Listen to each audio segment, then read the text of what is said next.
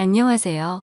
옛날에 부모님이 말씀해 주신 것 중에 결혼은 둘이 하는 것이 아니라 꼭 집안을 봐야 한다는 말씀을 종종 하신 적이 있습니다. 저는 그때마다 그냥 귀로 듣고 흘려버렸는데 지금 그 말을 흘려들은 제가 이렇게 더러운 꼴을 보고 이혼하게 되었네요. 저의 너무나도 억울하고 분노스러운 사연 이야기 보내봅니다. 저는 지방에 있는 대학교를 나와서 서울로 취직을 하여 살고 있던 여성입니다. 남편은 친구의 소개로 만난 번듯한 대기업에 다니던 남자였지요. 중소기업에 다니던 저에게 남편은 다른 세계의 사람처럼 느껴졌습니다. 명문대 출신의 대기업 남자 누가 봐도 1등 신랑감이었던 남편. 그와 다르게 서울에 올라와 중소기업에서 지금 월급으로 아둥바둥하는 살고 있는 저에게 먼저 다가와 자신의 이상형이라며 다가와준 이런 남자. 하지만 이런 남자에게 저는 어울리지 않을 거라며 몇 번이고 밀어냈었습니다.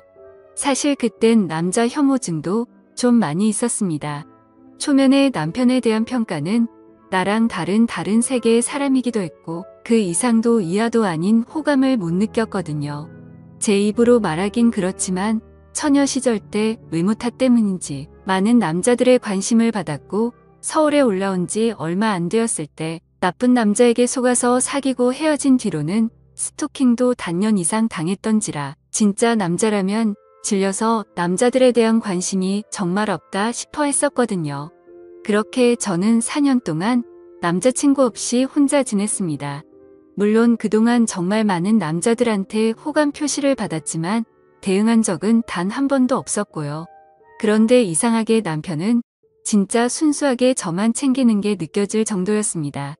저를 유리그릇 다루듯이 챙기려는 남편을 보고 괜히 상처 주기도 싫어서 제가 왜 우리들은 사귀면 안 되는지에 대해서 말을 했더니 남편이 말하길 자신도 그렇게 모든 것이 완벽한 게 아니라고 하더군요. 이야기를 들어보니 남편의 아버지가 그렇게 망난이었다고 합니다. 술만 먹으면 어머니와 자기를 두들겨 팼다던 아버지 어릴 때부터 아버지의 잦은 술심부름은 기본에 공부하는 도중에도 자기를 두들겨 팼으며 그걸 말리던 어머니도 두들겨 패고 교과서도 다 찢어 발기고 급기야 고등학교 시절에는 아버지가 일도 안 하고 회사에서 잘린 뒤로 집에서 술만 먹고 가정폭력을 더욱 일삼았다고 합니다. 어쩔 수 없이 엄마는 집안을 먹여 살린다고 두들겨 맞은 몰골로도 밖에 나가서 일을 하였지만 너무 심하게 맞은 날은 병원에 입원하거나 얼굴에 티가 많이 나서 일도 그만두는 일도 많았다며 자기 집안에는 정말 돈이 하나도 없었답니다. 가끔 할아버지 내에서 조금씩 돈 좀 붙여주는 게 전부였다고 하더군요. 자기는 정말 이대로 그냥 인생이 끝나는가 싶었지만 남편이 고등학생이 되고도 아버지의 폭력이 멈추지를 않자 더 이상 못 참아서 아버지를 개패듯이 두들겨 팬 이후로는 2번 다시 아버지가 주먹은 휘두르지 않았다고 하더군요. 그 이후로 가정폭력은 사라졌지만 여전히 집구석에서 돈도 안 벌고 술만 찾는 아버지가 있답니다. 그래도 아버지를 두들겨 팬기 효과적이었는지 어머니도 나가서 일을 더 오래 다닐 수 있게 되었고 자신도 그런 어머니를 위해 학원과 공부에 집중을 해서 더욱 도끼를 품고 공부만 하였고 노력의 결실로 결국 하고 싶었던 꿈에 그리던 명문대에 진학할 수 있었다고 합니다. 너무 행복했지만 그 행복도 잠시였고 또 다른 시련의 시작이 왔었다고 명문대에 들어갔긴 했지만 사립이다 보니 엄청난 학비를 감당하기 위해서는 장학금을 꼭 받았어야 했기에 더욱 이 악물고 도끼 품으면서 공부를 이어나갔고 아르바이트까지 병행하며 졸업했던 남편. 그런 남편 이야기를 들으니 한순간에 사람이 달라 보이고 존경스럽더군요. 그때부터 저도 역경을 딛고 혼자 일어선 남편에게 호감을 느끼기 시작했고 저는 이런 남자라면 저를 지켜줄 수 있지 않을까라는 마음에 진지하게 만나기 시작했습니다. 연애하는 동안 남편은 정말 제가 생각했던 완벽한 남자 그 자체였습니다. 제가 가끔 화도 내면 다 받아주고 모자란 저를 이끌어주던 남자. 그런 남자에게 빠져 결혼이 하고 싶어졌고 급기야 집에 소개를 하게 되었습니다. 하지만 남편의 이야기를 다 들으신 부모님께서는 그렇게 썩 밝은 표정은 아니셨습니다. 피는 못 속인다는 말과 가정 환경의 중요성에 대해서 말씀을 하시더군요. 그래서 저는 부모님께 따지듯이 말했습니다. 그럼 가정 환경이 나쁜 사람은 평생 나쁜 사람으로만 살아야 되냐고 기회도 그럼 영원히 없는 거냐고 따졌죠. 부모님이 꼭 그런 건 아니지만 이왕 딸 가진 부모 입장에선 딸이 더 좋은 남자 만나길 원하는 건 어떤 부모라도 같은 심정일 거라고 오로지 널 위해서 하는 말이라고. 너가 그런 모든 걸 다 감싸 안을 수 있다고 한다면 결혼을 허락하겠다고 하시더군요. 그리고 시부모님을 뵈러 갔을 때 그 중요한 날에도 시아버지는 술에 취해 있더군요. 얼마나 술을 드셨는지 덥석 제 손을 잡고는 자기 아들 어디가 그렇게 좋았냐며 끌어안기까지 하더니 머리를 쓰다듬는 걸 남편이 다급히 말리면서 해프닝이 끝났습니다. 그땐 정말 얼마나 놀랐었는지 남편이 정말 미안하다고 결혼하면 그래도 우린 따로 나가서 살 거니까 괜찮을 거라고 하더군요. 그렇게 우여곡절을 끝에 결혼을 하게 되었고 평범하게 신혼부부의 생활을 이어갈 무렵 시어머니가 갑자기 심장마비로 쓰러지셨습니다.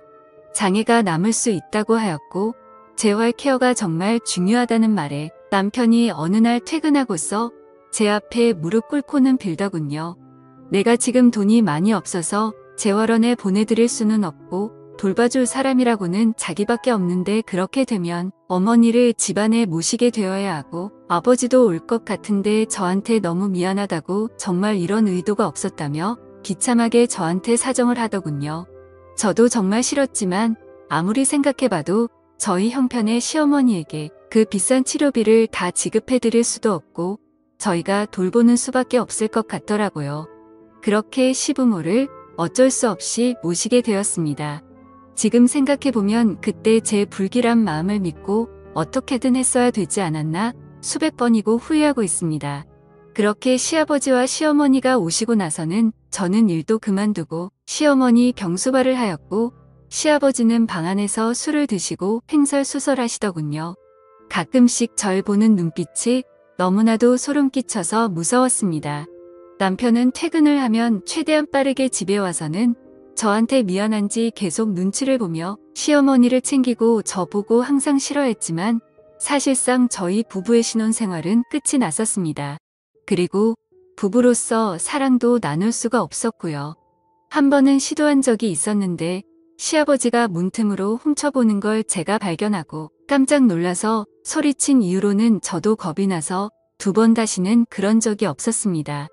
그 이후로도 시아버지는 저에게 몰래 다가와 뒤에서 바짝 다가오더니 아들놈은 이런 걸 마음대로 할 수 있다며 부럽다는 등의 이야기를 하더군요. 그때마다 성질을 내며 남편에게도 말을 했지만 남편이 시아버지에게 아무리 화를 내도 고쳐지질 않았습니다. 오히려 은근 슬쩍 실수인 척 제 몸을 스치는 듯한 일도 늘어났습니다. 그리고 몇 달이 지나고 저는 오랜만에 친구들을 만나서 진탕 마시고 들어왔었는데 그날 밤 남편이 들어오기 전에 사고가 일어나고야 말았던 거죠. 시아버지는 남편에게 말하면 모두 끝장내버릴 거라며 협박을 하더군요. 저는 그렇게 말할까 말까 큰 고심에 빠졌고 도저히 저는 못 견디고 그 다음날 경찰을 불러 신고해서 시아버지를 잡아갔습니다. 시아버지는 경찰서에서 제가 유혹을 했다고 소리치더군요. 항상 집에서 옷을 얇게 입고 있었다면서 며느리가 유혹해서 그런 거라며 고래고래 소리를 지르며 당당하게 말하는데 진짜 너무너무 쪽팔리고 창피해 죽겠더라고요. 근데 저를 위로해 줄 줄 알았던 남편은 집에 와서 저한테 충격적인 말을 하더군요. 이런 일이 생겼으면 자기한테 먼저 말을 했어야지 왜 경찰을 먼저 불렀냐며 저를 탓하더군요. 저는 순간적으로 멍해져서 제가 잘못 들은 줄만 알았습니다. 그리고 남편의 눈길에서 읽은 느낌은 그동안 제가 알고 믿고 지내던 남편이 아니었습니다. 뭔가 제가 부정을 저지른 듯한 저를 탓하는 눈빛의 남편. 저는 그 눈길에 진짜 그 인간 쓰레기 시아버지 말처럼 제가 시아버지를 유혹한 천하의 둘도 없는 더러운 며느리가 된 것 같은 기분을 느꼈습니다. 그 이후로 공황장애가 왔고 남편의 얼굴을 보기만 해도 토가 나오는 지경까지 이르렀습니다. 남편은 쌀쌀 맞은 말투로 대체 왜 그러냐며 했습니다. 정신과에서는 제가 후유증으로 이렇게 된 거라고 하더군요. 거의 한 달 지나도 몸 상태가 좋아지질 않자 남편은 혹시 임신한 건 아니냐며 테스트라도 해보라는 말에 제가 진짜 그때 정신이 반쯤 나가서 집안 물건이고 뭐고 다 집어던지며 남편에게 소리를 질렀었습니다. 그리고 테스트 결과 임신은 아니었고요. 남편은 제가 힘들어 보이니 그냥 친정집이라도 내려가 있으라는 말에 바로 짐을 싸서 친정으로 내려갔고 문자로 이혼하자고 보냈습니다.